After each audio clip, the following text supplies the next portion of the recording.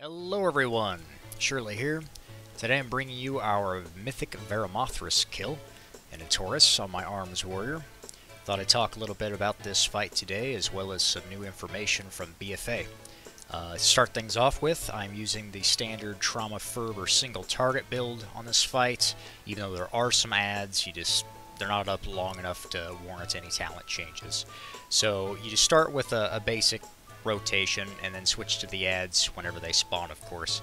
Now my damage could have been a little bit higher on this fight given RNG of getting the debuff and when the adds spawn and whether or not you have Colossus Smash up for the adds, but there's nothing you can really do about that, so you just go through the motions, hit the adds when they come up.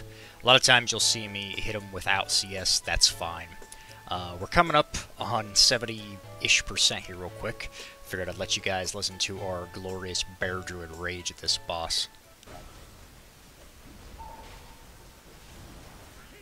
Move. Oh, fucking swipe me, you dumb cunt. Oh my gosh. Fuck me. Okay, I had to leave that in there. It cracks me up every time I hear him. Anyway, moving on. So, there's not much to really talk about on the rest of this fight. It's pretty patchwork. So let's get over to the BFA stuff. Just recently, yesterday, they finally data mined one of the new talents for arms in Battle for Azeroth. Level 30 row, my bad, was listed as coming soon for a while now. Now, I'm not going to go over all the talents today because things are going to change, as they already have. I'll make a video later on talking about all the changes coming up.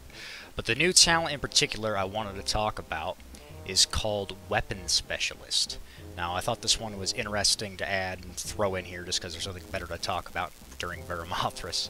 It's going in the 30 talent row, which is the row that has Double Time and Storm Bolts. This is replacing Shockwave for Arms Warriors. Shockwave's still going to be in for prot, but not for arms. Anyway, why I thought it was interesting is because this talent is really going to affect PvP.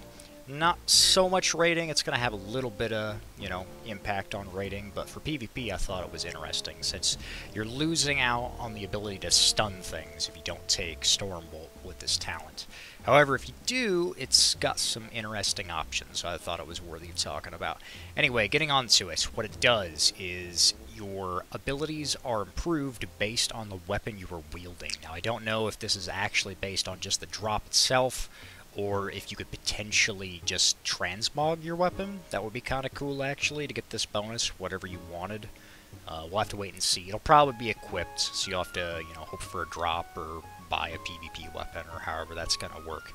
Anyway, there are 3 categories to this talent. Maces, swords, and axes and polearms are their own separate thing.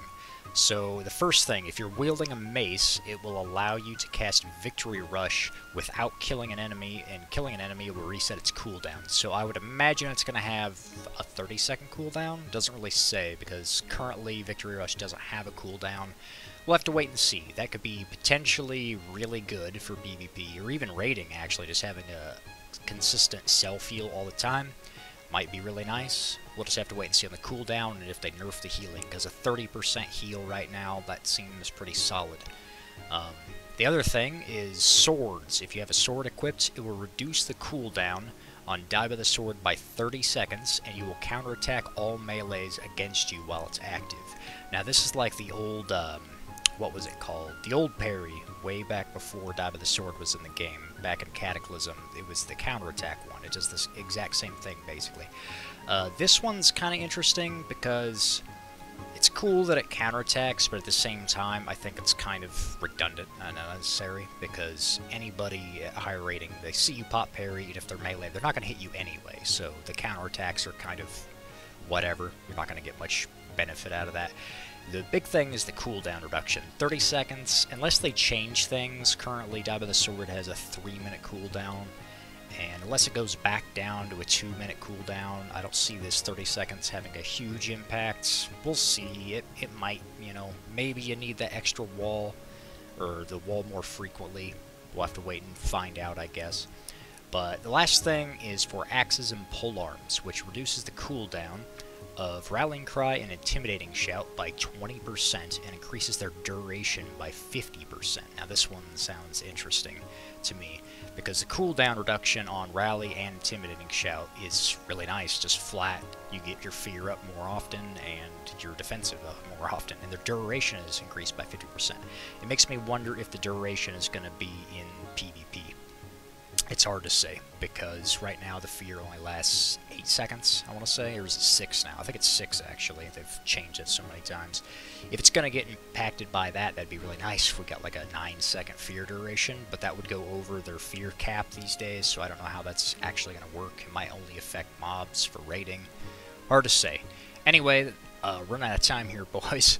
I thought it was interesting to talk about that, at least today. And will you take these over a stun? It's hard to say. I could really see you using the mace talent in raiding just for that consistent heal if you need it, or even the axe for the rally, depending on what fight you're doing. You could have rally up for, you know, more times in the fight, combo with Spirit Link or something like that. But anyway, hope you guys enjoyed the video. Have a good one, and take it easy.